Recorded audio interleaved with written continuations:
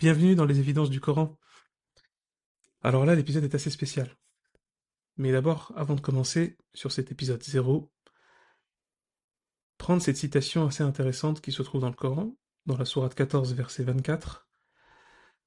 Le verset dit la chose suivante. Ne vois-tu pas comment Dieu prend comme exemple, pour une parole bienfaisante, une bonne parole, un arbre bienfaisant dont le tronc est très stable et ses branches jusqu'au ciel, offrant ainsi ses fruits de toutes parts grâce à son Créateur. Cette parabole, cette parabole de ce verset-là, présente quelque chose d'assez intéressant parce qu'elle montre l'importance, évidemment, d'une parole positive, d'une parole bienfaisante, d'une parole utile, mais aussi elle montre quelque chose d'intéressant, c'est qu'elle montre son enracinement, quand elle parle de tronc stable, puisque une parole bienfaisante est toujours ancrée dans le réel, parce que la bienfaisance, elle a des implications directes, concrètes pour les gens. Hein, c'est pas une bienfaisance abstraite. Et ces branches vont jusqu'au ciel, c'est une manière de dire que elle peut se déployer de manière très large, elle peut aller très loin, elle peut avoir une portée que même celui qui est à l'origine, celui ou celle qui est à l'origine de cette parole, pourrait se trouver inattendue. Mais une parole bienfaisante reste une parole bienfaisante, une parole bonne et utile. Et elle a son impact tôt ou tard et directement. Et c'est là que cette parabole parle des fruits qu'elle apporte de toutes parts.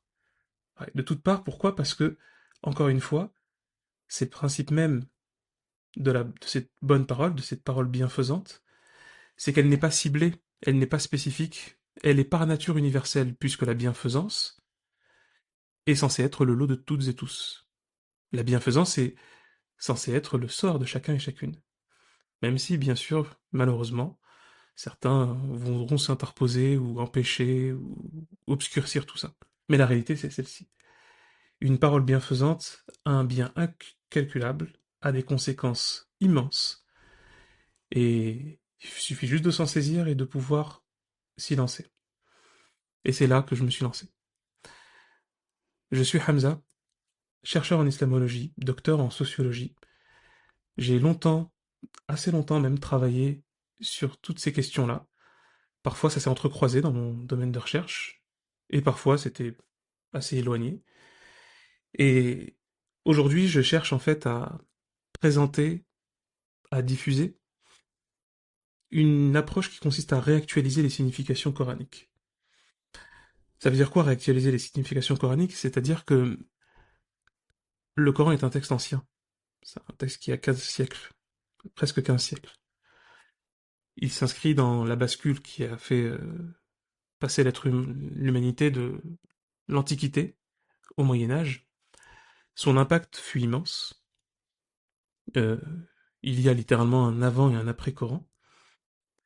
Et surtout, ce qui est intéressant, c'est que fondamentalement, ce livre est un livre pour l'humanité. Ce n'est pas un livre destiné à un cercle restreint. Et même, quand bien même la langue est restreinte, parce qu'il faut bien l'exprimer en une langue, son message, lui, ne l'est pas. Et donc, son message s'adresse spontanément à tout ce qui peut-être est humain, se considère comme humain, se reconnaît en humanité. Il n'est pas dans un discours spécifique. Il parle à tout le monde. Et il parle même à ses opposants comme à ses partisans. Il parle aux sceptiques comme aux convaincus et aux croyants. Il parle à ceux qui doutent, tout comme il parle à ceux qui agissent.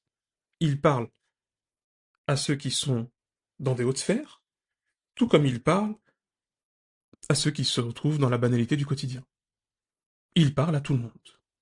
Alors oui, évidemment, il y a eu de multiples et de nombreuses tentatives de le rendre spécifique, de le réduire, de l'enfermer dans un rôle ou de l'enfermer dans une situation, de l'enfermer aussi dans des caricatures. Mais concrètement, comme le dit très justement André Miquel, il faut prendre ce texte tel qu'il est et surtout tel qu'il dit être. Parce que le Coran dit ce qu'il dit être, ce qu'il est.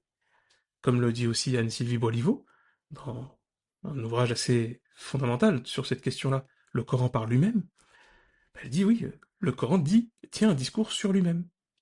Et ça serait peut-être pas mal d'écouter ce discours, plutôt que aller parfois dans de nombreux intermédiaires humains. Alors, les intermédiaires humains, c'est pas un problème, puisque concrètement, Ce texte passe par l'intermédiaire d'un être humain. C'est toujours une interprétation, une explication, une analyse. Toujours.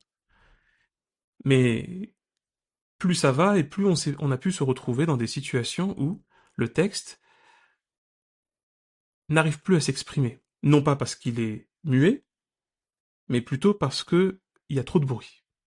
Comme on le dit, hein, d'ailleurs en sciences de communication, c'est que il y a un émetteur, pour notre cas, c'est le Coran, et ensuite il y a les récepteurs. C'est toute personne plus ou moins intéressée par ce texte. En tout cas, à qui il s'adresse. Et entre l'émetteur et le récepteur, il y a du bruit. Et il y a du bruit de toutes sortes. Aujourd'hui, dans notre époque contemporaine, nous sommes dans une époque où ce bruit est quand même assez fort. Et en plus, il est de toutes parts. Et il est de toute nature. C'est l'importance de ce que je veux présenter, de ce que je veux apporter comme éclairage, c'est-à-dire le fait que aujourd'hui, nous le voyons, notre époque, notre monde est traversé par toute une série de questionnements. Et ce qui est très intéressant, et ce qui est assez fort et même un peu fou, c'est que ces questionnements-là n'épargnent rien ni personne. Et quand je dis pas rien, j'entends les institutions, les grandes idées, les grandes structures, et donc évidemment on peut penser par là aussi bien les religions, en tant qu'institution, en tant que groupe, en tant que structure, on parlerait même d'hyperstructure, mais aussi les gouvernements, les États, et aussi la science. Et de ce point de vue-là, tout est chamboulé. Ce n'est pas une marque d'exagération, c'est pas pour faire un peu sensation, il y a une littérature hein, qui va beaucoup dans ce sens-là. On sent bien qu'on est en train de basculer, de changer d'époque. Euh, évidemment, hein, comme toujours, ça peut souvent être vu comme pour le meilleur ou pour le pire, mais la réalité c'est que il y a une intuition collective face à ça. En tout cas, moi, j'ai envie de revoir cette intuition, j'ai envie de me concentrer sur cette intuition. Cette intuition collective, en fait, elle est très forte parce qu'elle cherche et elle veut retrouver du sens. Alors oui, évidemment, bien entendu, on a des situations où cette quête peut se faire maladroitement, cette quête peut se faire avec un peu de frénésie, cette quête peut se faire euh, à tâtons, mais la réalité, c'est qu'il y a bien cette quête. Les gens sentent bien qu'il y a un épuisement du sens. On reprendrait même ce que dit Amin Malouf quand il parle de faillite morale, hein, en parlant même de la situation occidentale, qui, qu'on le veuille ou non, hein, c'est cette situation, ça c'est le monde occidental qui a le lead depuis un long moment. Et ce monde occidental s'essouffle, et sombre peu à peu. D'aucuns parleraient de défaite, d'autres encore parleraient d'essoufflement, d'autres de faillite.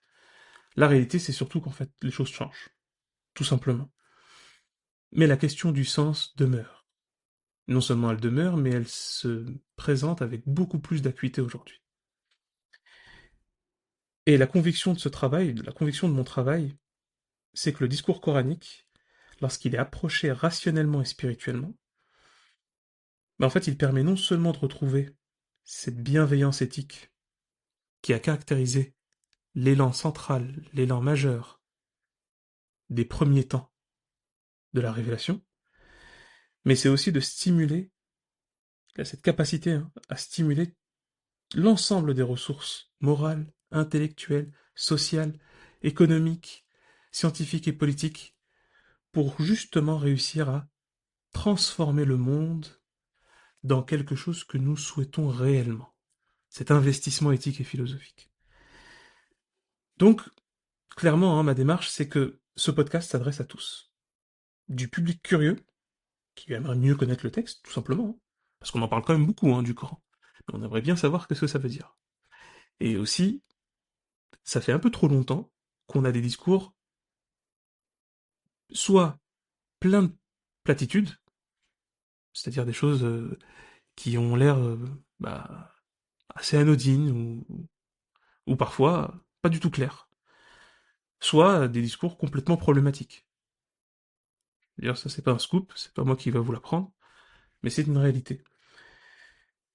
Donc du public curieux de mieux connaître le texte, jusqu'aux personnes qui souhaitent approfondir leur compréhension. La compréhension d'un texte qui a une portée illimitée, comme il le dit lui-même. Et c'est le cas de ce qu'on appelle la révélation.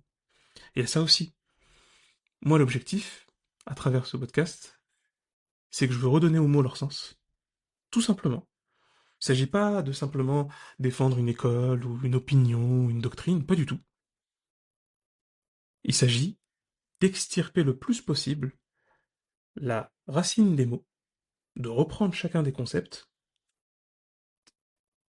qui s'expriment dans le Coran, et d'essayer d'abord de voir comment on peut retraduire leur sens, comment on peut réinscrire leur sens dans la réalité. Parce qu'à partir de là, en fait, avec ce travail-là, qui est évidemment un travail interprétatif, évidemment, mais c'est un travail interprétatif argumenté. C'est pas, je ne vais pas chercher à me fonder sur ce qu'a dit un tel qui est mort il y a plusieurs siècles, ou ce qu'a dit un autre qui est mort il y a juste 10 ans. Non, le principe, c'est de regarder une méthode qui, en fin de compte, fait consensus, c'est-à-dire la linguistique, dans son sens le plus technique du terme, et de réussir, en fait, à aborder un des multiples angles que peut présenter et offrir ce texte.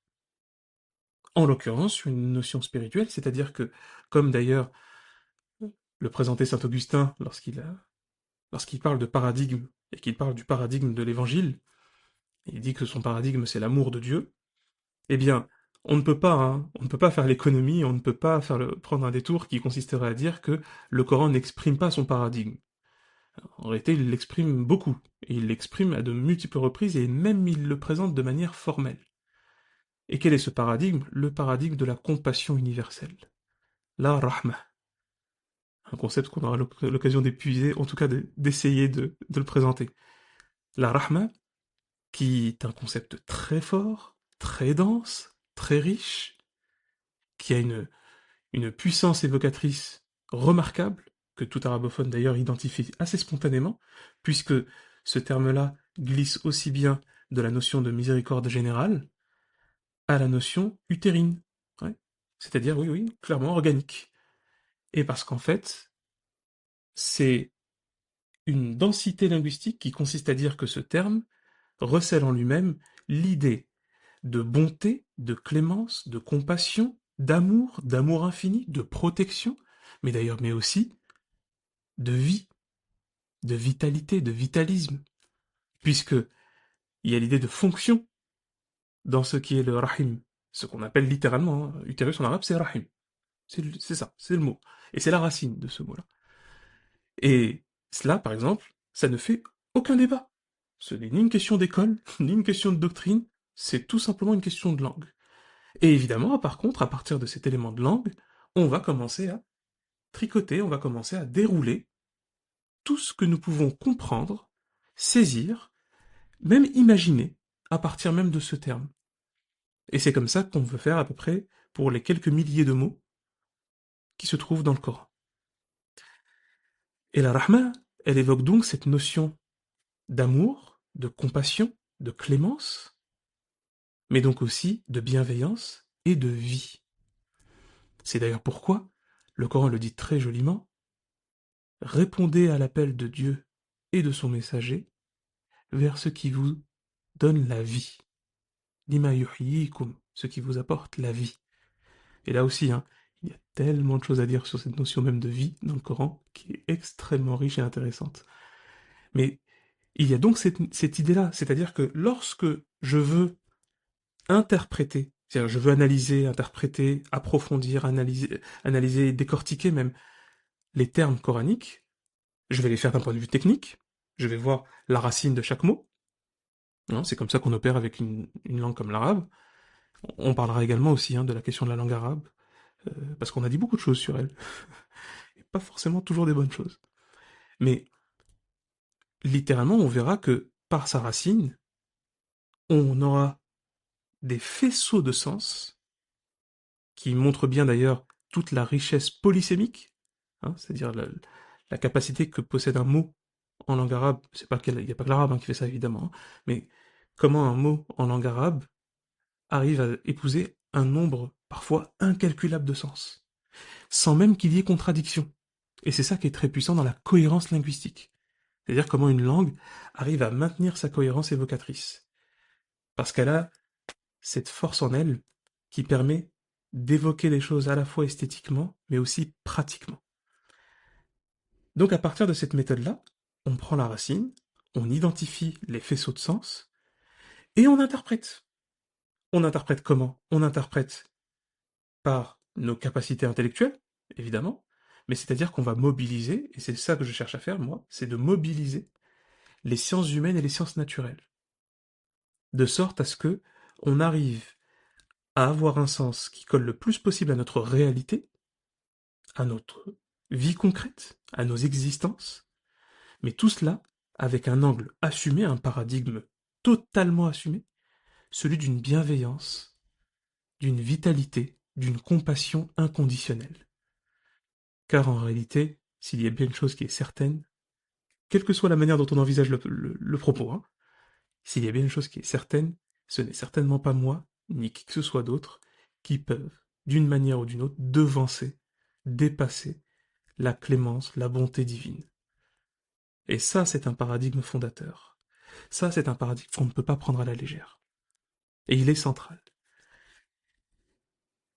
Par conséquent, on va faire dans ce podcast une démarche qui va consister à dépasser déjà deux principaux problèmes, deux principaux écueils. Il y en a d'autres, hein, mais on va rester sur les principaux. C'est d'abord l'angle religieux. Et qu'est-ce que j'entends par angle religieux? C'est que parfois, soit il s'agira d'une posture qui est très traditionnelle, donc répétitive, passée, dans tous les sens du terme, passée voire dépassée, hein, et même problématique. Mais c'est normal, c'est humain, hein. La tradition est humaine, la révélation est divine. Donc cette approche traditionnelle, elle a aussi un problème, c'est que si elle était juste passée, ça irait, mais là, quand je parle de problématique, j'entends par là aussi la dérive culpabilisante. Et ça, je pense que je n'ai pas besoin de faire un immense exposé. Beaucoup peuvent le supposer, même l'ont vécu.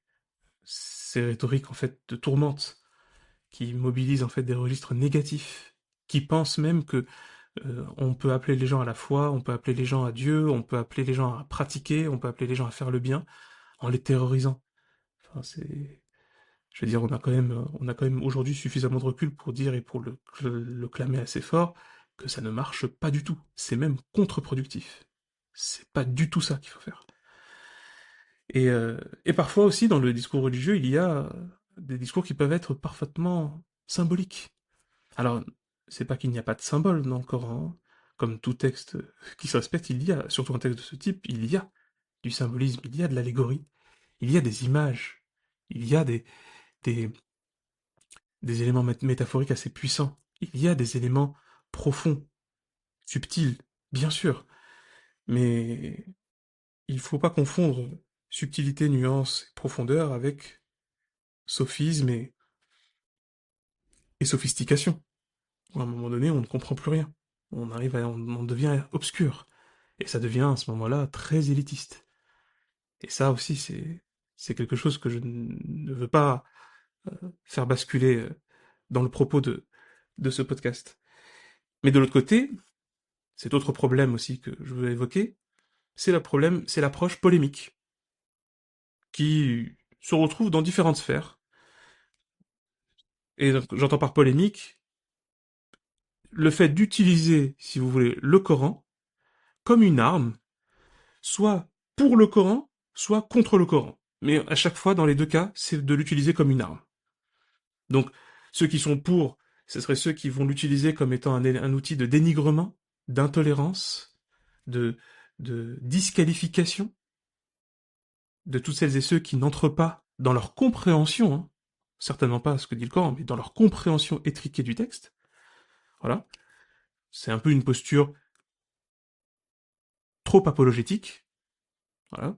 C'est un peu ça que généralement certains veulent appeler prosélyte, même si ce terme est en lui-même ambigu, hein. Mais il y a aussi l'approche polémique inverse, celle qui veut porter, projeter ces imaginaires, ces préjugés, ces stigmates, ouais, ces visions très étriquées et très auto-centrées, pour ne pas dire européocentrées ou occidentalo-centrées du monde, dans un texte qu'il va vouloir disqualifier, rendre inopérant, rendre même barbare. Et donc c'est de ces logiques-là que On va aussi devoir interagir, il ne s'agit pas d'être dans le déni. Mais il ne s'agit pas non plus d'entretenir et d'entrer dans des polémiques stériles. Ça, c'est certain. C'est pourquoi je vais chercher surtout à identifier en fait là où ces lectures ont lourdement contribué à figer le texte. Et donc, l'ont empêché sa mise en dialogue avec le monde contemporain et avec notre réalité.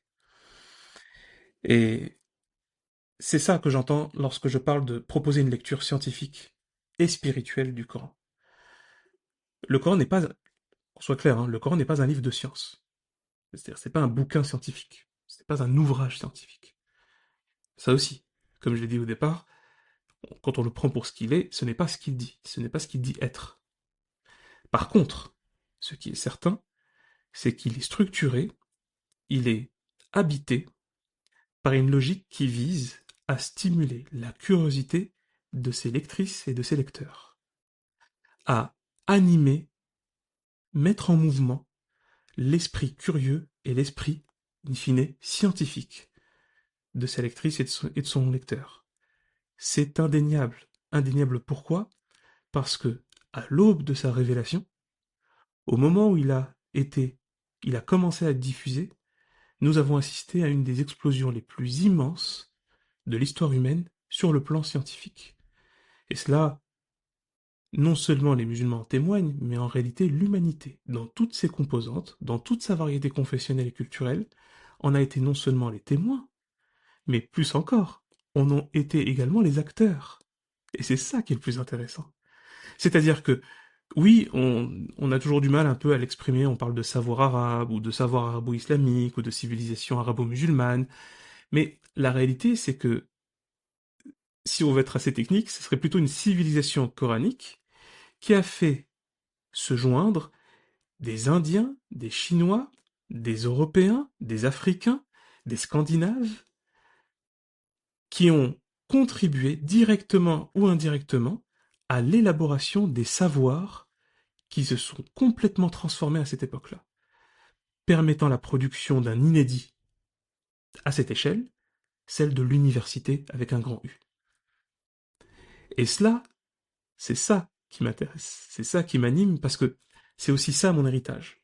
Si moi j'ai fait ce parcours, où j'ai fait mon parcours formellement dans les sciences en général et les sciences humaines en particulier, où j'ai fait ma scolarité presque comme tout le monde, euh, à l'école de la République, où j'ai tellement appris et j'ai tellement pris, et ça m'a structuré, ça m'a permis d'avancer sereinement dans mes études, et d'avoir aussi ce goût pour les études, pour la lecture, etc. Euh, allant donc jusqu'au doctorat. Mais j'ai fait aussi en parallèle toute une instruction, d'abord arabe, hein, clairement.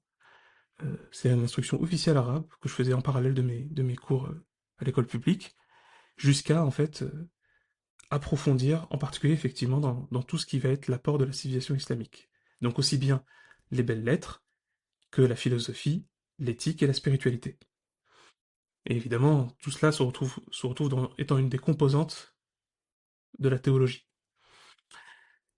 Et ayant été passionné par les deux, c'est-à-dire par le parcours universitaire que j'ai suivi avec passion, en sciences humaines et sociales, mais aussi par ces savoirs de cette civilisation dont je suis issu, ben, ma vie a fait en sorte que j'ai constamment euh, fait contribuer l'un à l'autre, c'est-à-dire que la méthode de l'un sur l'esprit de l'autre, et l'esprit de l'autre sur la méthode de l'un. Et c'est aussi comme ça que j'ai vécu, c'est aussi comme ça que j'ai pensé, c'est aussi comme ça que j'ai avancé, et c'est aussi surtout comme ça que j'ai grandi. Et aujourd'hui, j'arrive à ne serait-ce qu'à mon échelle personnelle, à envisager une synthèse, c'est-à-dire en fait une harmonie entre une rationalité que l'Occident a développée à son point, on oserait dire maximal, très clairement, dans lequel me suis moi-même inscrit, dans mon travail universitaire, et qui a apporté des progrès indéniables, qu'on soit clair là-dessus, mais qui aujourd'hui, malheureusement, est beaucoup trop souvent associé, ou confondu même, à une forme de froideur, euh, d'un calcul impitoyable qui a pu autoriser parfois même les pires horreurs. Et c'est pourquoi certains même se retrouvent à avoir une méfiance, voire une défiance vis-à-vis de la science en général, des institutions scientifiques en particulier, et, euh, et de ce que ça peut avoir comme implication. Parce qu'effectivement, comme le dit très joliment Peter Berger dans son livre d'introduction à euh, la sociologie a par exemple beaucoup contribué à dénoncer le patriarcat, dénoncer les phénomènes de domination, dénoncer les phénomènes de manipulation économique et sociale. Mais il demeure que des sociologues ont contribué à l'élaboration et à la complexité des prisons, des anthropologues ont participé à l'invasion américaine en Irak, en mettant en place un système de morcellement et de déstructuration des équilibres euh, euh, confessionnels et même culturels en Irak. Donc oui, malheureusement, la science a pu être souvent utilisée sans conscience, voire avec une intention malveillante. Et c'est pour ça, je suis moi-même aussi un héritier de cette situation, c'est-à-dire que j'ai grandi et j'ai vu l'invasion américaine en Irak, j'ai vu les inventions qui ont été faites par la science, mais pas du tout dans le but de la science, et j'en ai vu les dégâts innombrables, et, et que aujourd'hui d'ailleurs il y a une pleine confusion entre progrès technique et progrès scientifique, à tel point qu'on a même presque l'impression que c'est la science qui court derrière le progrès technique. Je pense que ce n'est pas qu'une impression. Et de l'autre côté, j'ai cette sensibilité que, que d'aucuns vont appeler une sensibilité du Sud, ou de l'Orient,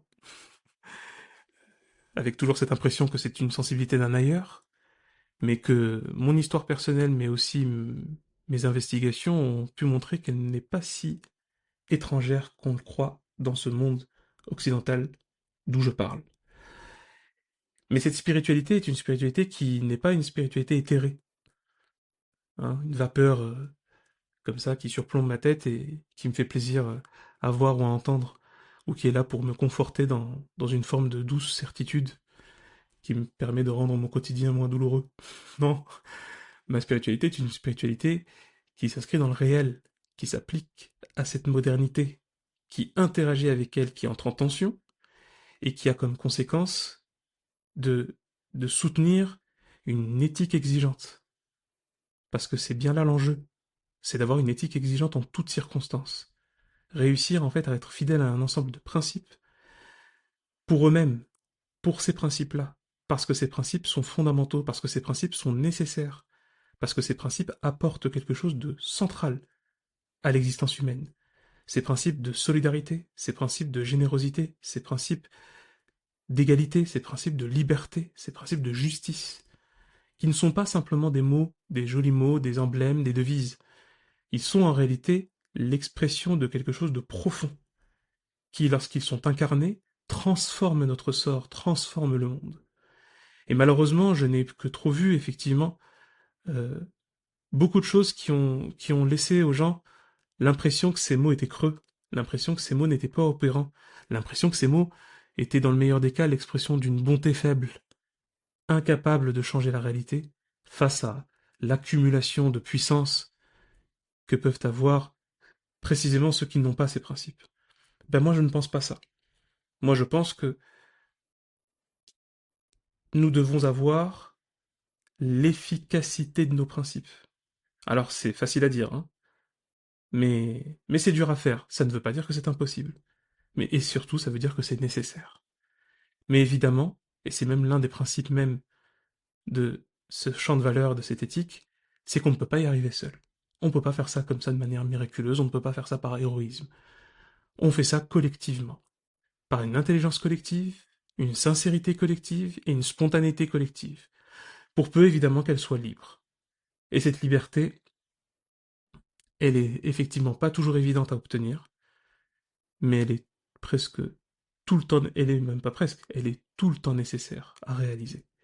C'est ça en fait l'objectif, l'optique et un peu le fond qui m'anime, où je, je, je ne veux pas être dans cette... je ne suis pas non plus partisan de cette spiritualité qui doit rester cachée dans ma baignoire, même pas ma salle de bain, ma baignoire.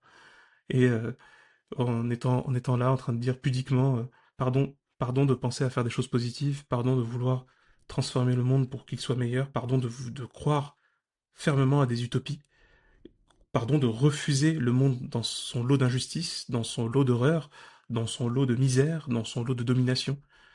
Pardon de dire pardon, d'accepter des phénomènes qui devraient non seulement appartenir au passé, mais être définitivement relégués au passé.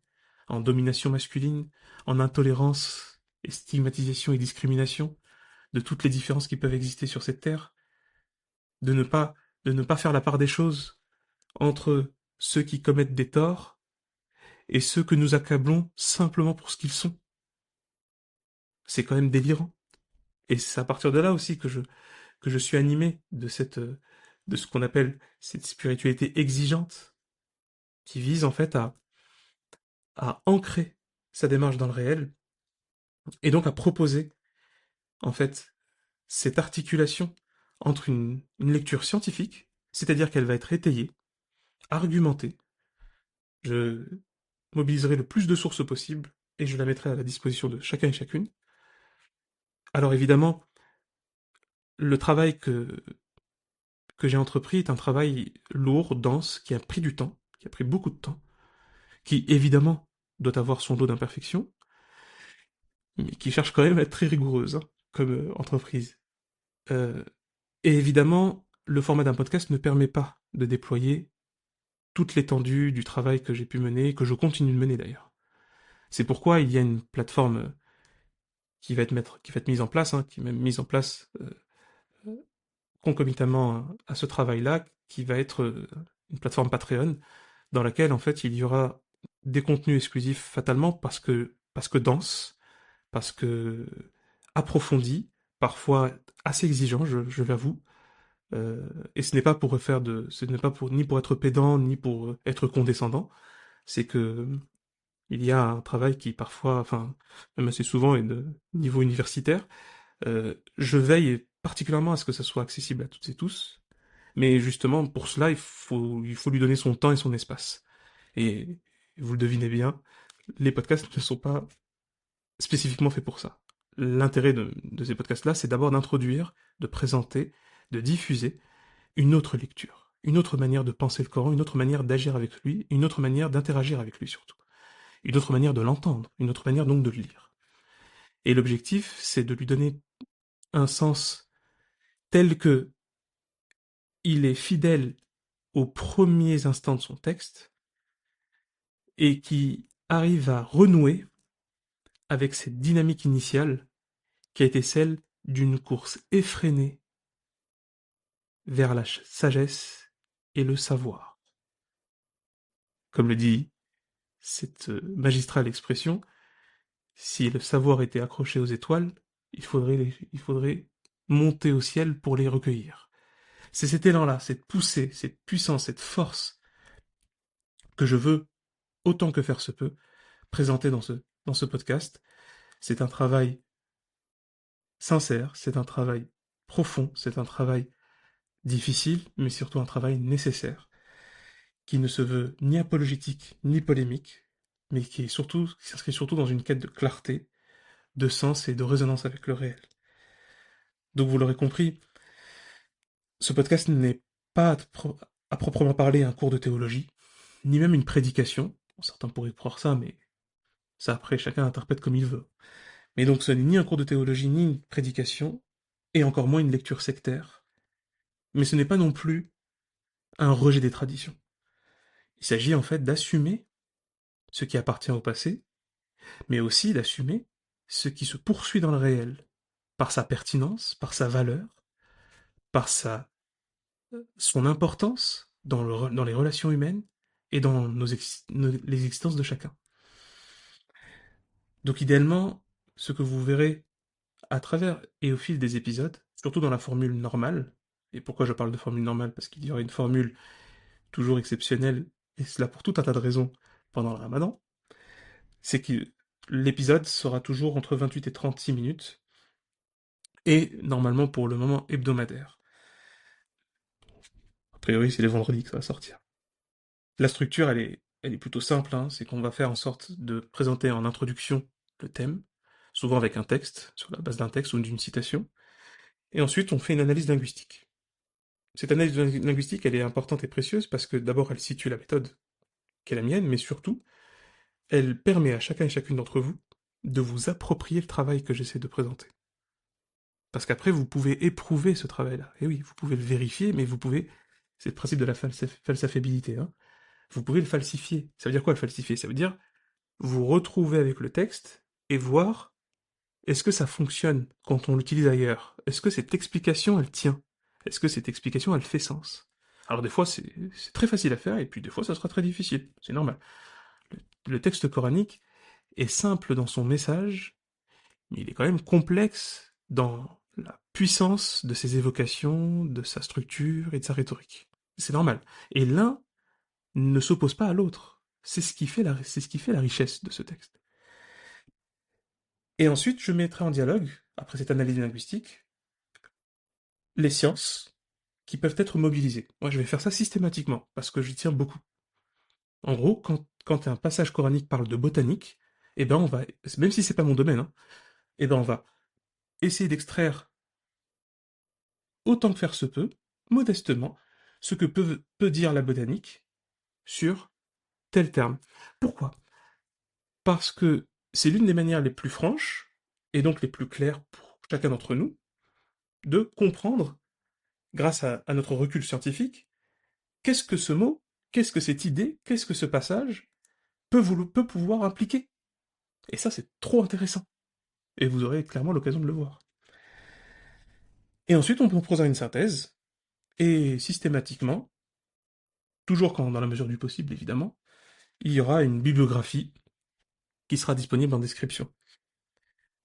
Et quand j'ai parlé de contenu approfondi et explicite, c'est surtout que, vous verrez selon les formules, l'intérêt du Patreon va permettre deux choses. La première, c'est de proposer en exclusivité des contenus vraiment approfondis, qui en plus ont une gradation en termes de niveau, et ça vous le verrez.